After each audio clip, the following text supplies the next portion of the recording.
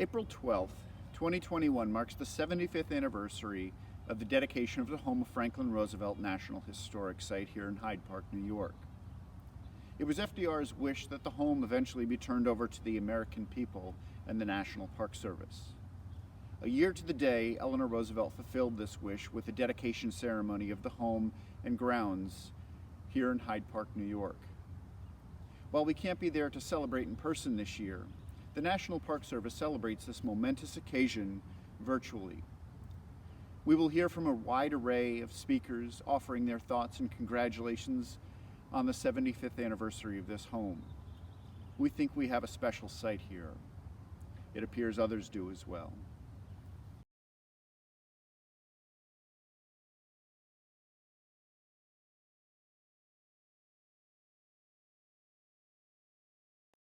Hi, I'm Senator Kirsten Gillibrand, and I'm so pleased to join the celebration of the 75th anniversary of the home of Franklin Delano Roosevelt becoming a National Historic Site. Since 1946, the historic site has welcomed, delighted, and enlightened visitors from around the world, giving them unique insight into one of the greatest presidents in American history. It's truly one of our national treasures, and I was proud to author legislation in 2019 to preserve and protect park operations and the FDR viewshed by allowing the National Park Service to expand this magnificent property. During a time when our country was desperately hurting, FDR rethought and reshaped American society. Generations of Americans have reaped the economic and societal benefits of his New Deal promise, a doctrine that government can and should help its people. We should look to his example now as we work to recover from this pandemic. We need to respond to the crisis with ideas of the same scale. That's why I pushed for the American Rescue Plan to create a nationwide health force, and why I am focused on investing in infrastructure and green jobs across the country to rebuild our communities and our economy. This is the moment to think big. In the words of FDR, we as Americans have, quote, always held to the hope, the belief, the conviction that there is a better life, a better world beyond the horizon. If we look to his example, we can build that better world together. Congratulations on your 75th anniversary. Please accept my best wishes for a wonderful event. I'm Linda Bird Johnson Robb, and I'm the daughter of Lyndon and Lady Bird Johnson. And my father was very honored to be considered one of FDR's boys. He was a great mentor to my father, and I'm sure that my father used his name many times when he was in Congress to be able to push some of the things he supported along. And I grew up never knowing that there was anybody who didn't love FDR, because in our household he was spoken of with such great reverence. I was born in March of 1944, and President Roosevelt gave this book, The True Story of Fowler, to me as a baby present. And as you can see here, it says, to Linda Bird Johnson, from the master of the pup, Franklin D. Roosevelt. This has been one of my prized possessions, and I'm so honored to have this book as a present from him and a remembrance of how much I loved and cared about him. And I learned that on my father's knee. And behind us, we have a copy of the great FDR portrait that Madame Schumatop was painting. And that has always been in our household since Daddy was president. Thank you. Happy anniversary.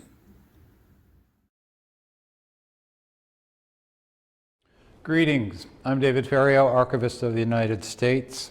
It's an honor to be part of the 75th anniversary marking the start of an important and historic partnership between the National Park Service and the National Archives. I'll follow the advice of FDR. I'm going to be brief, I'm going to be sincere, and I'm going to be seated. On that early spring day in April 1946, President Harry Truman was joined by many dignitaries, including the second Archivist of the United States, Solon J. Buck, and Secretary of the Interior, Julius Albert Krug. The President noted that we are here not only to do honor to the immortal spirit of Franklin Roosevelt, we are here to gain strength for what is ahead, here where he was born, In the spot which he loved the best in all the world, he is now at rest. We shall not soon see his like again.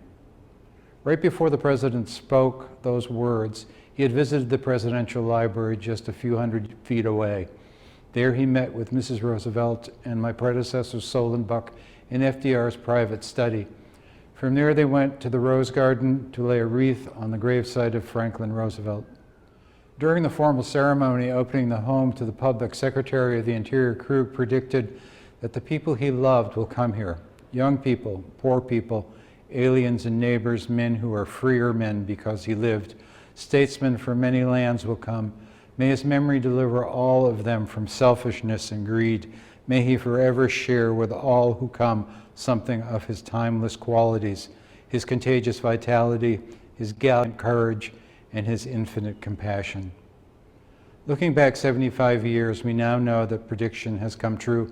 Millions of people from around the world have come to visit the home and the library to experience the Roosevelt legacy firsthand.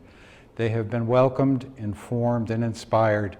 And our two agencies, whose missions are to preserve our most precious history, will continue to work together to fulfill FDR's vision of a sanctuary where people can come to study the past to better prepare for the future.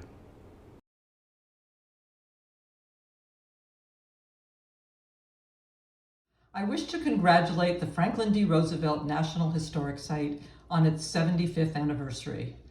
Springwood, the handsome estate on a bluff overlooking the Hudson River that's the center of this site, is the birthplace, lifetime home, and burial site of Franklin Delano Roosevelt, New York State Senator, New York Governor, and 32nd President of the United States.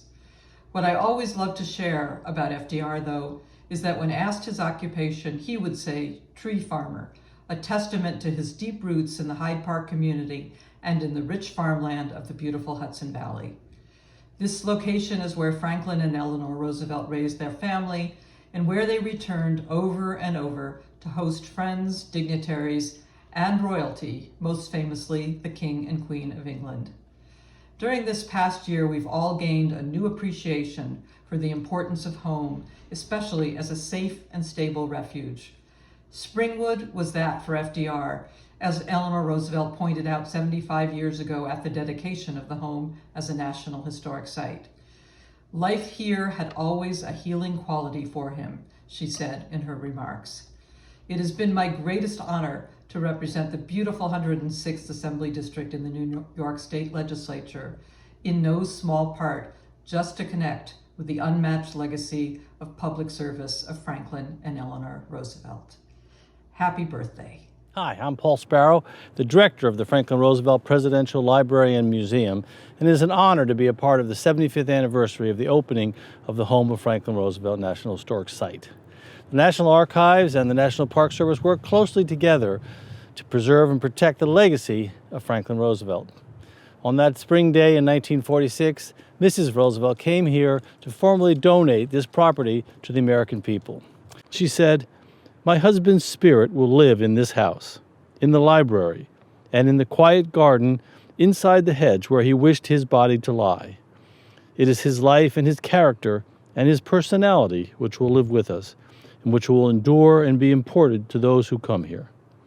Mrs. Roosevelt also met with President Truman that day, and they laid a wreath on the gravesite of Franklin Roosevelt.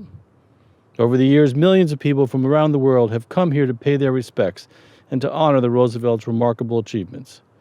May this great historic site continue to inspire and motivate new generations to follow in their footsteps.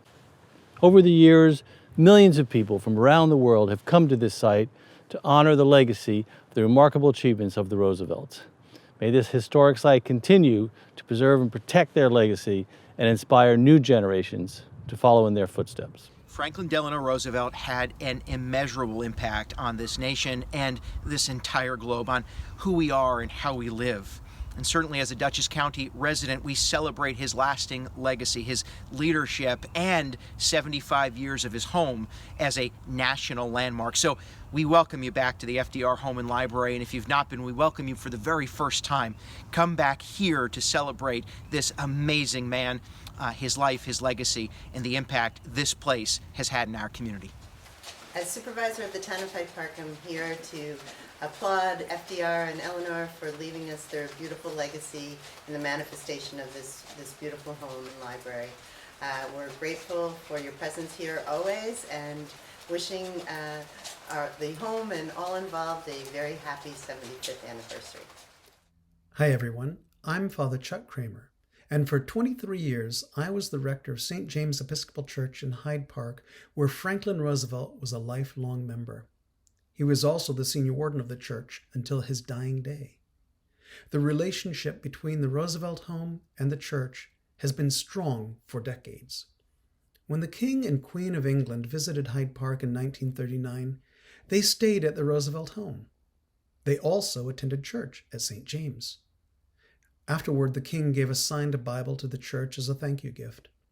Since then, that Bible has been held in trust for the church by the FDR Library, which of course was built on the grounds of the Roosevelt home.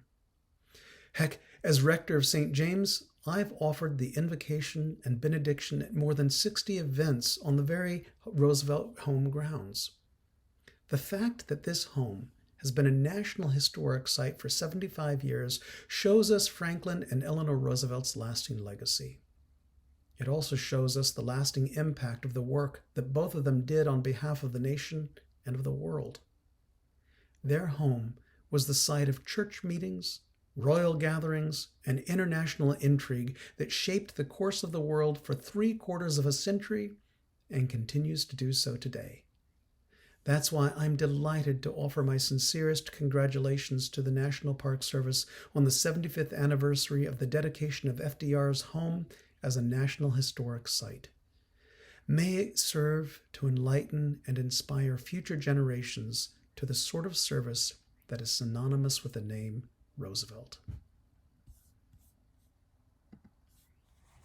I spent 8 years off and on working on my Roosevelt books and going in and out of Springwood almost every day.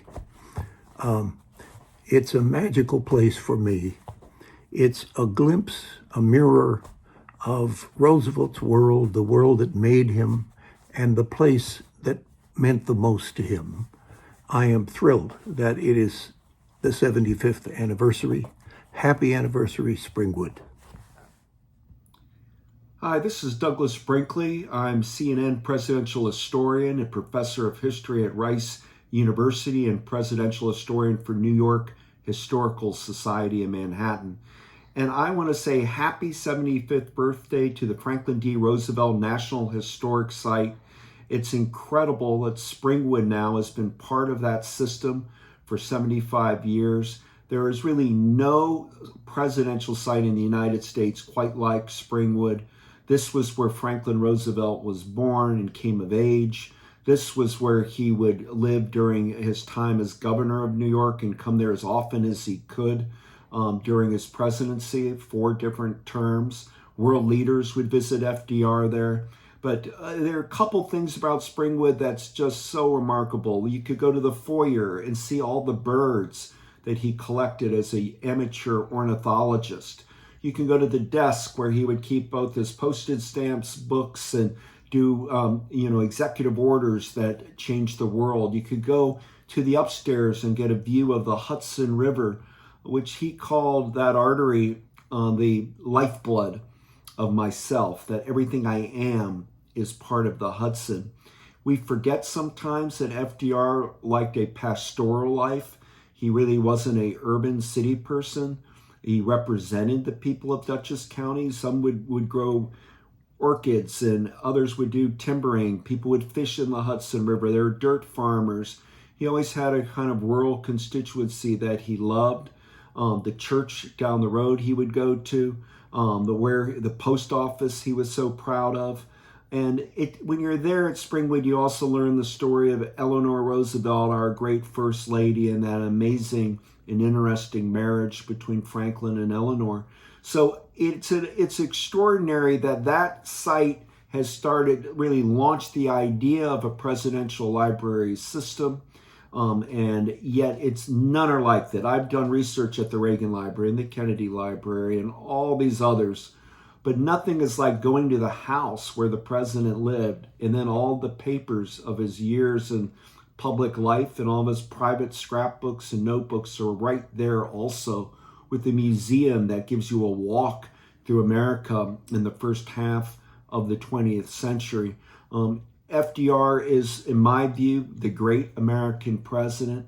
I know we put Lincoln first and we put Washington second and FDR first, but when you spend time at Springwood and you go and do research, the National Archives site there, you start really understanding that FDR is the person who did more for America because our coming of age with the addition of Lincoln in the Civil War was World War II, and FDR did a stunning job of pulling us through that big ordeal. I'm Wint Aldrich. For over 50 years, I've been deeply involved in land conservation and historic preservation here in the Hudson Valley and elsewhere in New York State. And some years ago, I became a founding board member of the Franklin D. Roosevelt Hyde Park Foundation. And I continue to be on that board, a fine organization, the purpose of which is to provide needed support for the National Park Service as it discharges its tremendously important responsibilities here at the Roosevelt sites in Hyde Park. 75 years ago, the Roosevelt family made the generous donation of these premises to the people of the United States in compliance with President Roosevelt's long-held wishes. And 75 years ago, 1946, it was first opened to the public.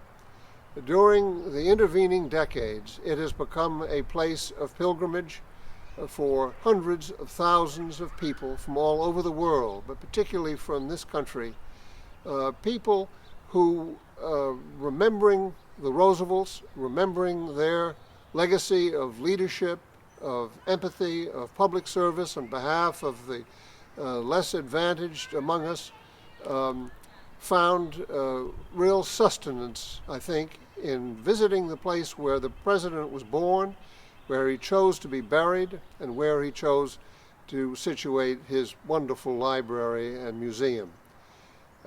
During those 75 years, much has happened here. Famous people have come here. And it is for this generation and those that follow us today to return to Hyde Park, but perhaps not as a pilgrimage, but more as a place to find a place where inspiration will come to them and a renewal of the American spirit of that same sense of empathy and leadership and service on behalf of the disadvantaged that so characterized the Roosevelts in their time.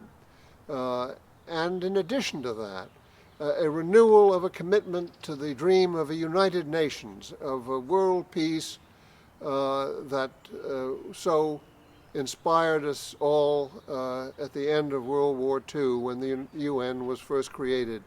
The great abiding dream of President Roosevelt and of Mrs. Roosevelt. Now, the National Park Service, I am unstinting in my admiration for how they have discharged their tremendously important responsibilities here during these 75 years. In terms of maintenance, of restoration, of interpretation, of promotion, they really are a model government agency in what they've accomplished.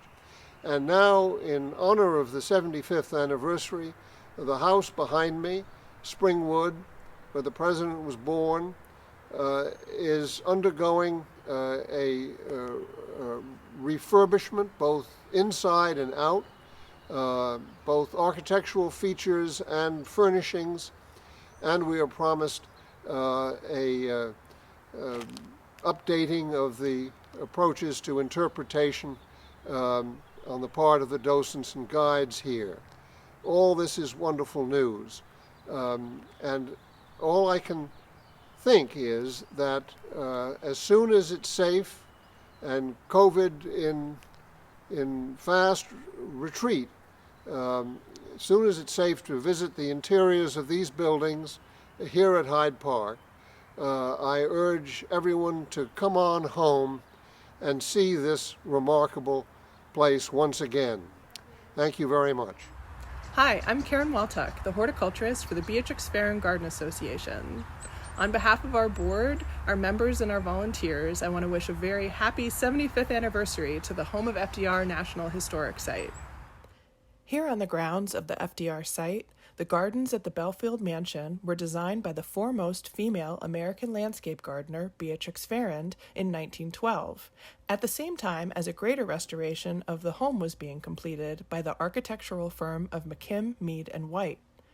Beatrix Farrand was a cousin to the father of the family living here at the time, New York State Senator Thomas Newbold. The Newbolds and the Roosevelts were good friends, and we have diary entries and photographs documenting their long relationship. Descendants of the Newbolds, the Morgan family, donated Belfield, the Beatrix Farrand Garden, and the surrounding property to the National Park Service in 1975. Almost 2 decades later, the derelict walled garden was rediscovered by local residents, and it was realized to be the oldest surviving Beatrix Farrand garden design.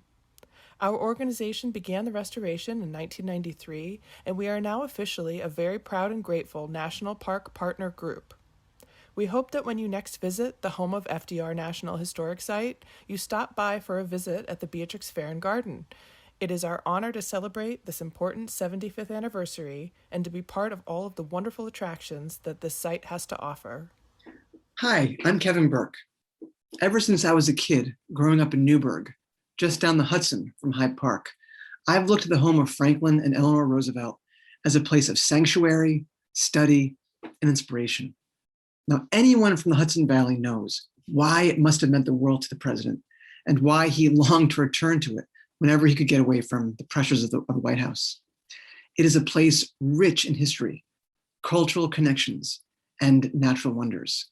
And by gifting his home to the federal government, FDR let us know that we couldn't possibly understand him or the era that he helped to shape without spending time in the place where he was from and where he'd come of age. He also created a gateway and gathering spot for visitors from the region, the nation, and the world to come together and reflect on history and its urgent relevancy to our present and future. So, as a childhood neighbor, as an historian, as a Presidential Library trustee, and as chair of the Franklin D. Roosevelt Hyde Park Foundation, I congratulate and thank the National Park Service on 75 years as the stewards of this special place, and hope that in meeting the challenges of our day, we the people continue to visit Hyde Park for sanctuary, study, and inspiration. Thank you. Hi, my name is Malene Rotkamp, and I'm the president and CEO of Duchess Tourism. FDR once stated, "All it is within me cries out to go back to my home on the Hudson River." We are so thankful that he and Eleanor made arrangements for their home to be open to visitors from all over the world, so they too could experience the joy of visiting our beautiful area and learning about the incredible impact Franklin and Eleanor had on our world. Thank you to the National Park Service and their dedicated employees and volunteers here in Hyde Park for being good stewards of this very special place and for bringing their legacy to life. Congratulations on celebrating 75 wonderful years. We look forward to many more. My grandfather thought a lot about life after the White House. By establishing the Presidential Library at his childhood home and giving his home to the nation, he hoped to give the American people an understanding of the many facets of the presidency and the impact of and on the person who holds that office. He wanted us to know how he made decisions, and he wanted people to see that the president was a real person who loved family and nature and friends, and who needed peace and comfort from the stress and burdens of the job. He wanted the rooms to look lived in, like he'd just been there. And he didn't want the National Park Service to call it the FDR home. It sounded too much like a home for discarded politicians, he said. So he flipped it around to the home of Franklin Delano Roosevelt. While Springwood is a homey, comfortable house, it is big. It's always struck me that the homes he designed for himself, Top Cottage, Valkill, Warm Springs, were also modest in scale and design. He loved Springwood, and he owed much of his sense of security to the place. But it was his mother's house. It was the past, so he gave it away. The family thanks the National Park Service for their care for the home in the beautiful Hudson River Valley that was so dear to our grandfather. We enjoy visiting there, right along with everyone else.